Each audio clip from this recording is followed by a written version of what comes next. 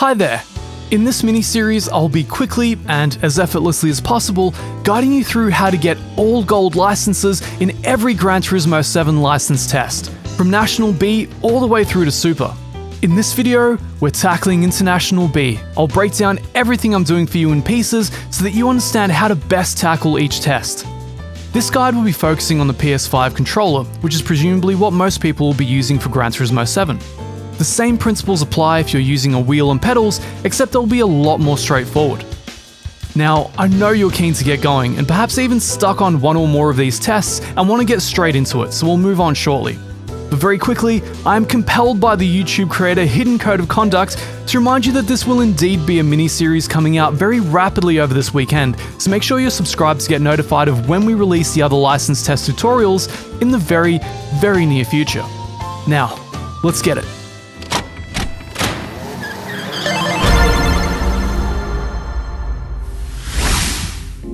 Before we get to the license tests, we have to make sure that our assists are set up to give us our best chance.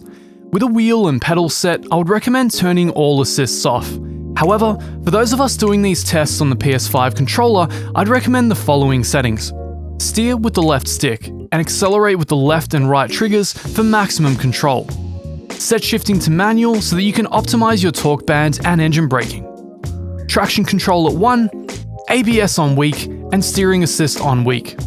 If you find the game is steering you off the track without your permission, feel free to disable steering assists entirely. Just know that you'll have to finesse the left stick a lot more in order to keep the car's back end in check.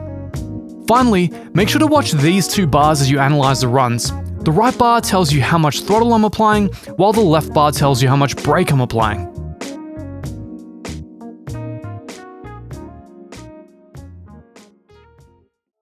In this test, we have to negotiate a wide, sweeping hairpin with elevation and camber change.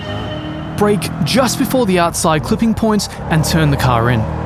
Get on the power to rotate the rear end and feather the throttle in order to maintain the rotation.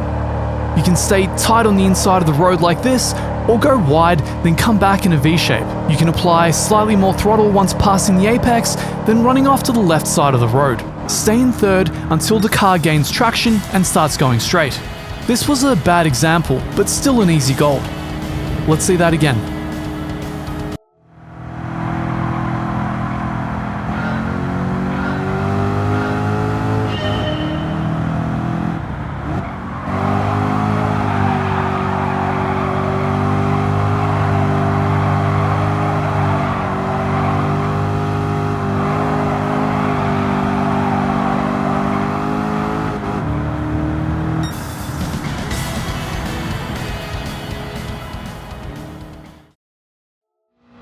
A test at Daytona's legendary bus stop.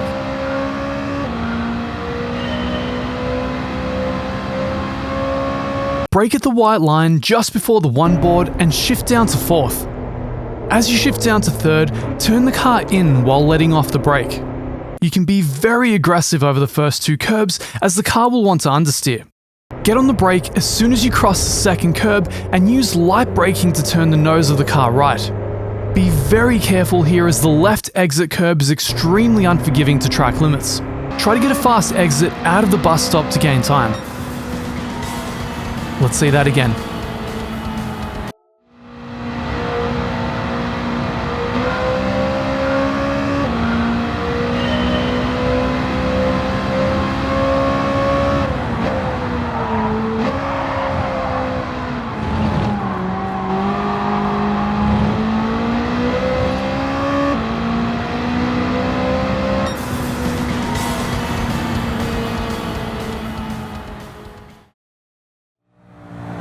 In this test, we have to chain together a number of corners at Fuji.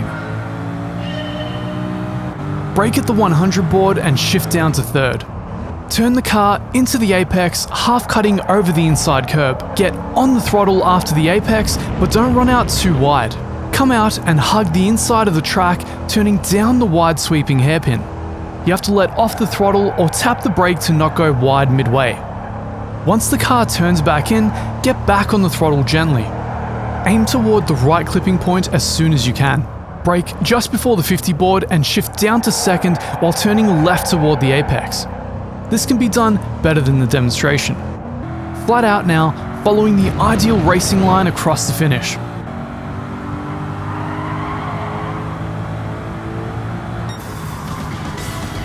Let's see that again.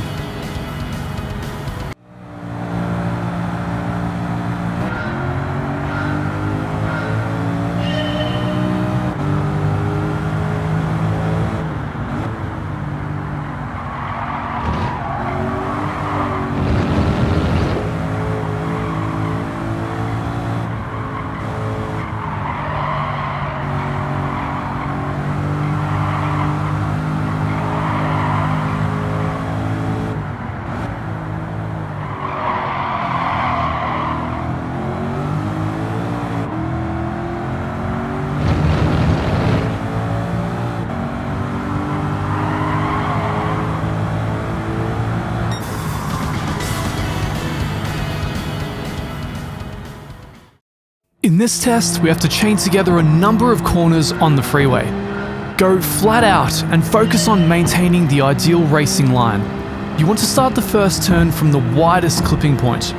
Stay flat out on the throttle and try to keep the turn as tight as possible. Begin turn 2 by lifting off the throttle partially and turning in, then getting back on the throttle as soon as possible.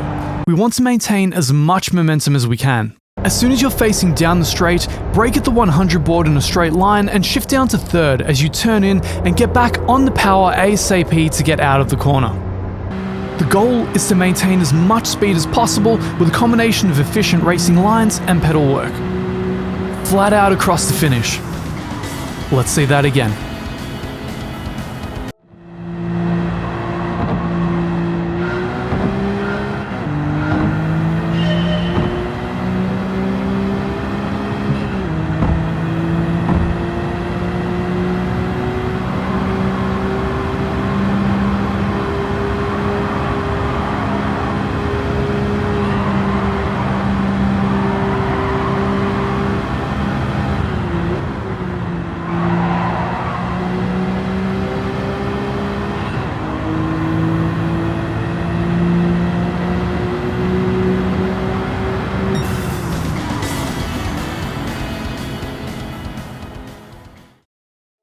This test is back on the dirt. The goal is to cut the lines in order to keep them as straight as possible. Be careful over the jump, it will bounce the car around. Feather the throttle to get a good, sustained drift right into turn 1 while partially cutting over the grass. Simply cut straight across the S's. Keep the car wide as you brake, aiming toward the outside clipping point. Shift down to third as you rotate the car, switching from brake to throttle in order to catch the drift and to sustain it. Lift the throttle to pendulum the car right, cutting over the grass. Tap the brake and downshift to second while turning left in order to get the car to rotate sharply. Get heavily on the throttle, staying in second gear for the torque until you get over the crest. Let's see that again.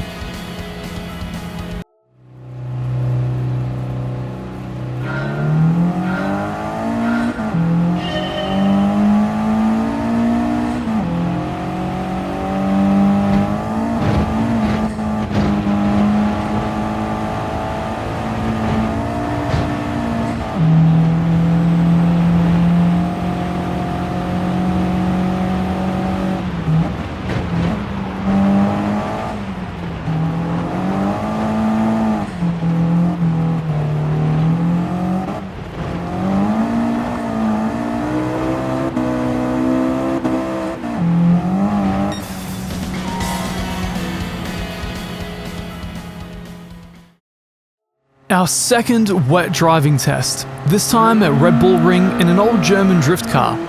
As that might suggest, the key is to control our application of throttle so that we don't lose the rear end of the car. Hug the right side of the track and brake just before the 50 board, shifting down to second. The car will want to understeer, but you can rotate it using little bursts of throttle. Get onto the entire exit curb and brake just as you get off, shifting down to second gear and turning in. Use the throttle and steering to control your drift. Go straight over the exit curb on the right, like your favorite F1 drivers. Run off to the left side of the track and across the finish line for a fairly straightforward goal. Let's see that again.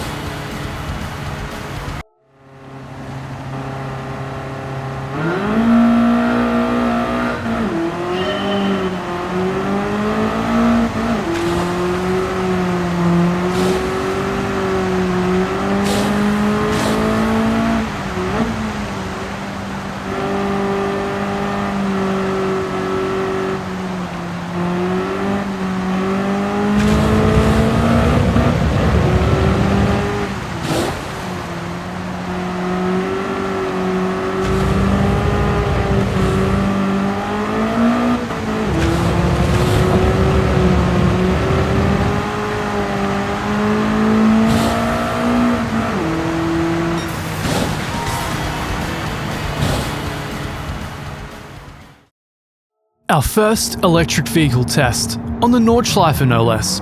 Don't get confused, this car doesn't need you to shift gears. Head toward the outside clipping point and hit the brake just before the blue PlayStation board on the right. You need to brake early and hard, then lift the brake as you turn into the mini carousel. The inside set of tyres needs to be on the dark stuff in order for the camber to keep your car in the turn. Get on the throttle as you fly out of the carousel and feel that instant electric torque. This car is heavy, so you have to brake early at this white graffiti, then lift the brake as you turn in and coast over Galgenkopf. Get on the throttle once the car stabilizes on the outside, then lift to turn in toward the final apex, and get back on the throttle to get a good exit onto Döttinger Höhe.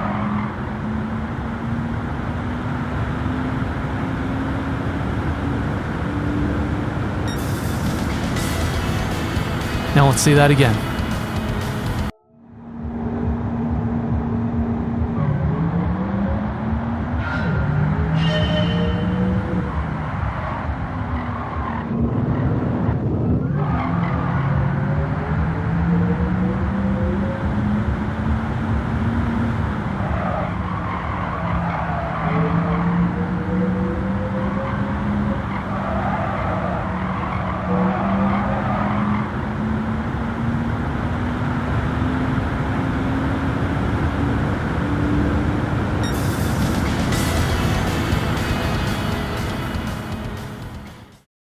One of my favorite tests.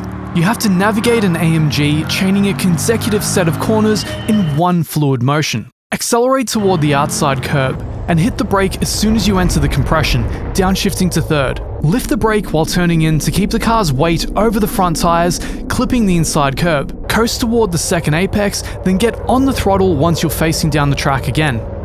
Flat out on the throttle from here as you chain the next two corners together in a large arc, looking to maximize the width of the racing line. And across the finish.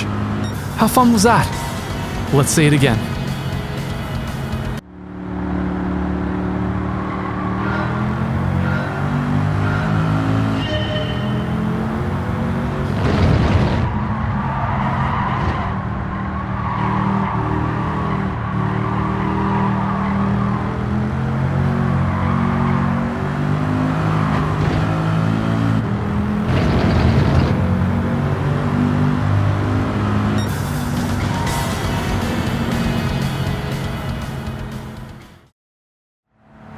A straightforward test where we have to negotiate two corners with massive elevation change. Brake as soon as you reach the curb on the left and turn in while shifting down to second gear. Lightly feather the throttle to maintain your line over the inside. Keep it tight. Let the car coast over the apex as you fly down the roller coaster.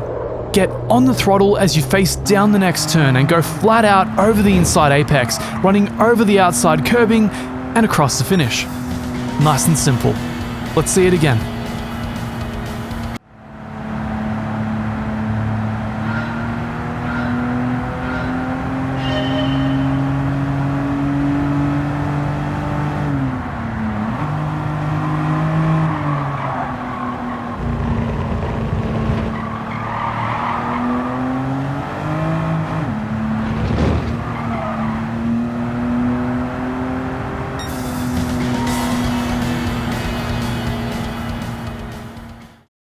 Our final test, where we show everything we've learned in an R32 on Trial Mountain. Brake just before the end of the curbing and turn in. Shift halfway through the turn to pull the car in while coasting. Get on the power after crossing the apex and run toward the outside clipping point. Flat out toward the left clipping point, brake where the little person on the rock is to the left. Shift down to second and turn in. Be patient on the throttle.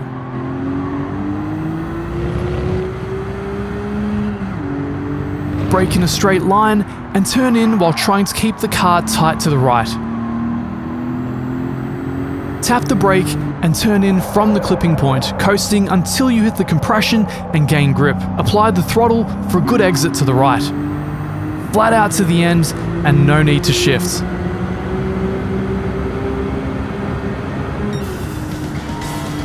Let's see that again.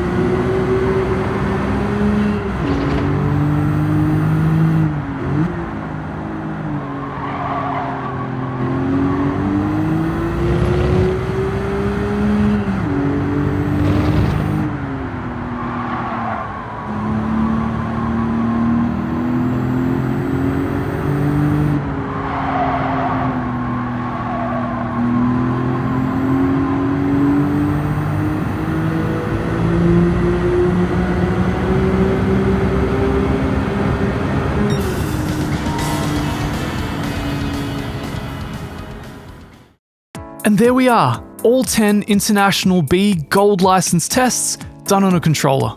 I believe in you. Get out there and get it done. Make sure to subscribe to get notified of the other license test Gold tutorials getting posted very shortly. Let me know what you thought down below or if there's anything else you'd like to see. If there are any basic racing concepts in this you didn't understand, I'm going to link a video on the screen where I guide you through the elementary basics of sim racing and racecraft. That might help you out if you're completely new to all of this. So until International License A, I'll see you all later.